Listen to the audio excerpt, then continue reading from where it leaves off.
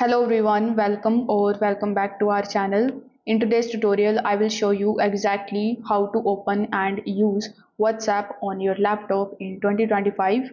For this purpose, you don't need to install anything, but you can also download and install the official WhatsApp application in your device. But you don't need to if you don't want to. You need to just follow the steps that I'm about to show you here in this video and you are done. First of all, you need to open your web browser.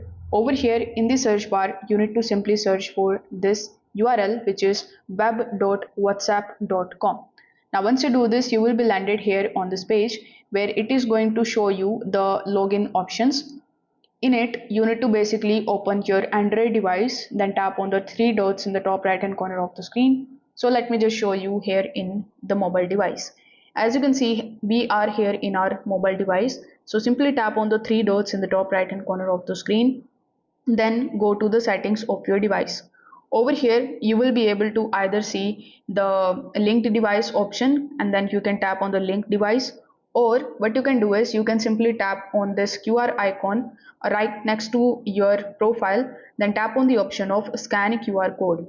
Now you need to place this screen in front of this particular QR code and you need to basically scan it. Now, as soon as you do this, you are going to access WhatsApp web and you can send and receive the messages, view media and the documents. You can type your keyboard and even use your voice notes with a mic. If you want, you can also download the WhatsApp desktop application from the official WhatsApp application and it works the same way, but it runs as a separate application on your computer. If this video helped you out, make sure that you give this video a like, subscribe to the channel for more tech tutorials and comment below if you want tips on any other topics. Thanks for watching. I will see you in the next one.